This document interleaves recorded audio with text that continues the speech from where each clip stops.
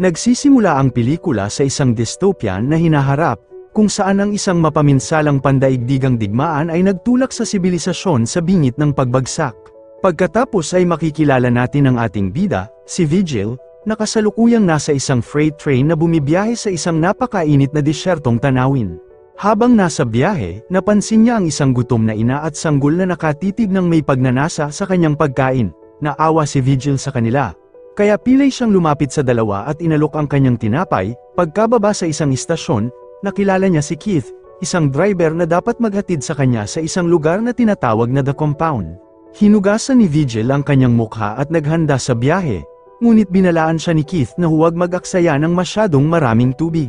Sumakay ang dalawa sa pickup truck ni Keith, at habang nagmamaneho ay binanggit nito na maniningil siya ng dagdag na bayad para sa tubig at gasolina. Nang marinig ito, nainis si Vigil, dahil akala niya ay kasama na ang gasolina sa $200 na pamasahe. Ngunit nang magbanta ang driver na babalik na lamang at iiwan siya, wala nang magawa si Vigil kundi tanggapin ang mga kondisyon. Sinubukan pa niyang gamitin ang aircon, ngunit agad itong pinatay ni Keith. Ipinahayag niyang mag-overheat ang makina. Maya-maya pa, huminto sila dahil nasiraan ang truck dahil sa nabutas na gulong. Sinimulan ni Vigil na palitan ng gulong. Sa panahong ito, nasaksihan nila ang isang mabangis na aso na kinakain ang isa pang aso, na buhay pa ngunit malubhang sugatan. Dahil sa awa sa kawawang hayop, pinalayas ni Keith ang umaataking aso at pagkatapos ay pinatay ang sugatang aso gamit ang bato upang tapusin ang paghihirap nito. Sa gabi, nagkampo ang dalawa sa disyerto at nag-usap tungkol sa mga problema ng kanilang bansa. Tinanong ni Keith si Vigil kung bakit siya pupunta sa compound at ipinakita naman ito ang isang advertisement pamphlet na nag-aalok ng trabaho at mas magandang buhay doon. Nang makita ito ng driver, natawa siya at sinabing hindi iyon tulad ng inaasahan nito dahil puro maling pangako lamang ang ginagawa nila upang makahikayat ng murang manggagawa. Walang mabuti roon kundi sakit at matinding trabaho. Hindi na bahala si Vigil dahil ang buhay sa pinanggalingan niya ay hindi rin naman mas maganda. Kinabukasan, ipinagpatuloy ng dalawa ang kanilang biyahe at si Vigil pa ang humawak ng manibela habang natutulog si Keith. Sinamantala ng ating tusong bida ang pagkakataon upang gamitin ang aircon, ngunit lumabas na malaking pagkakamali yun. Gaya ng babala ng driver, nagsimulang mag-overheat ang truck at tuluyang nasira. Nagising si Keith na galit at sinigawan si Vigil. Agad namang humingi ng paumanhin sa kanyang ginawa. Habang abala si Keith sa pag-aayos ng sasakyan, lumayo sandali si Vigil upang magbawas. Doon, may bante ng mga bato ang nakatawag ng kanyang pansin, at napansin niya ang isang kumikislap sa ilalim na tila ginto. Nabigla siya sa natuklasan kaya agad niyang tinawag ang driver upang mag-imbestiga, at sinindihan pa ni Keith ng lighter ang metal upang kumpirmahing ginto nga ito. Dahil sa natuklasang ito, labis na natuwa ang dalawang lalaki. Dahil maaari nitong tuluyang baguhin ang kanilang buhay, sinubukan nila ang iba't ibang paraan upang bunutin ang ginto, ngunit napakalaki nito at malalim na nakabaon sa lupa. Sinubukan pa nilang hilahin ito sa pamamagitan ng pagtali sa pickup truck gamit ang lubid at pagmamaneho palayo, ngunit napakabigat ng piraso ng mahalagang metal kaya agad naputol ang lubid sa lakas ng hata. Kinagabihan, nagpasya silang magkampo malapit sa ginto at nagsindi ng malaking apoy upang itaboy ang mga mababangis na aso. Habang nag-uusap, napagtanto ng dalawa na hindi nila kayang bunutin ang ginto ng sila lamang, kaya kailangan nilang kumuha ng excavator. Inutusan ni Keith si Vigil na pumunta sa pinakamalapit na bayan at maghanap ng excavator, habang siya ang may iwan upang bantayan ang ginto. Binanggit niyang may mga pinagkakatiwalaan siyang contact sa bayan at ibibigay niya ang impormasyon ng mga ito kay Vigil, ngunit iginiit ni Vigil na siya ang dapat manatili dahil hindi siya pamilyar sa bayan at wala siyang kakilala roon. Ipinaliwanag muli ni Keith na mahirap manatili sa disyerto dahil kailangang tipirin ang tubig at pagkain at walang mapagkukunan ng dagdag sa malapit. Binanggit din niyang hindi sanay si Vigil sa ganitong malupit na kapaligiran at maaaring mapagod siya ng disyerto hanggang sa makagawa siya ng katangahan. Bukod pa rito, duda si Keith na sapat ang tibay ni Vigil upang ipagtanggol ang sarili o ang ginto kung may dumaan. Sa kabila ng lahat, nanatiling matatag ang ating bida sa kanyang desisyon, kaya wala nang nagawa ang driver kundi sumang-ayon.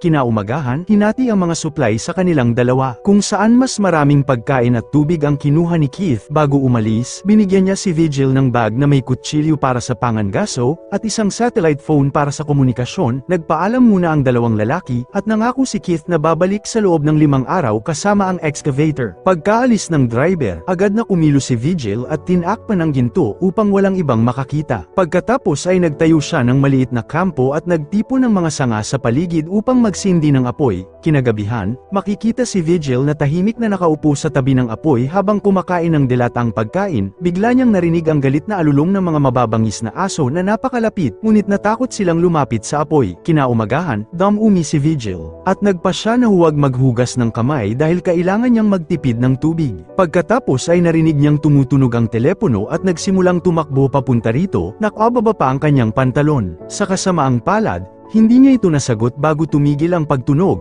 Kinahapunan, naglakad siya ng kaunti at natuklasan ang mga labi ng isang bumagsak na eroplano sa mababang lugar sa likod ng burol.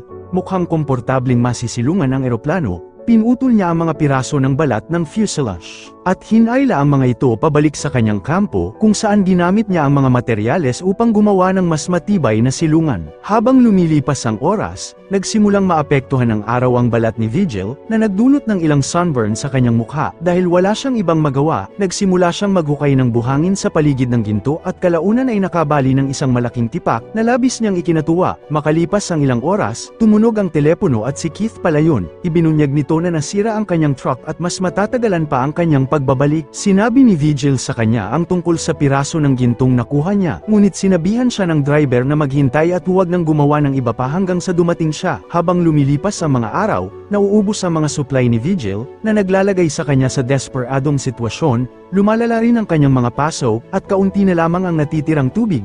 Isang umaga, napansin ni Vigil ang isang ahas na papalapit at nagpasya siyang hulihin ito gamit ang kanyang kutsilyo para gawing pagkain. Ngunit mabilis itong nakatakas at nadismaya ang lalaki nang matuklasan niyang halos lahat ng tubig ay natapon niya habang sinusubukang hulihin ang ahas. Kinahapunan, bumalik si Vigil sa lugar ng pagbagsak ng eroplano nang mapansin niya ang isang babaeng papalapit mula sa malayo. Agad siyang nagtago sa loob ng eroplano. Ngunit napansin siya ng babae at kinausap. Hiniling nito na lumabas siya at tinanong kung ano ang ginagawa niya at saan siya patungo. Tumanggi si Vigil na sagutin ang kanyang mga tanong at tinanggihan pa ang pagkain at tubig na inaalok nito. Napansin ng babae ang kanyang kalagayan at ibinunyag na may balon na may tubig 5 kilometro lamang ang layo, ngunit muli niya itong binaliwala. Muling tinanong ng babae kung bakit siya nananatili sa gitna ng disyerto, ngunit walang maisagot si Vigil. Dahil sa matinding stress, nagsimula siyang magkaroon ng mental breakdown at nakiusap na iwan siya ng babae. Naawa ang babae sa kanyang kalagayan at nagbigay ng payo upang pakalmayin siya.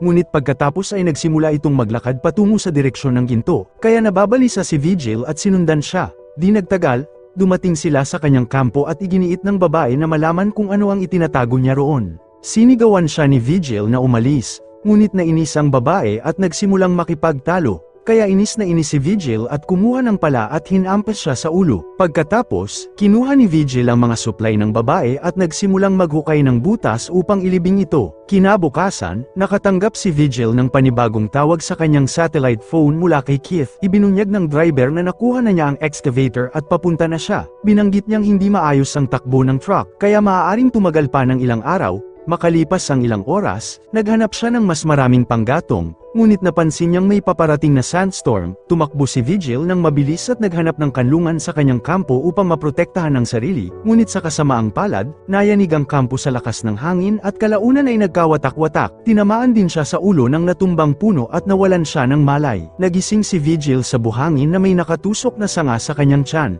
Kahit sa ganitong kalagayan, sinimulan niyang alisin ang sanga na nakabaon sa kanyang tiyan. Pagkatapos noon, tinusta ni Vigil ang malalim na sugat, bago muling mawalan ng malay. Sa susunod na eksena, nagising si Vigil at nagulat nang makita ang babaeng pinatay niya na tinututukan siya ng pana, ngunit bago pa siya makapagsalita, muli siyang nawalan ng malay. Kalaunan, nagising siya sa tabi ng isang apoy at inalok siya ng babae ng tubig. Nagsimula niyang marinig ang parehong mga salitang sinabi nito noong una silang nagkita.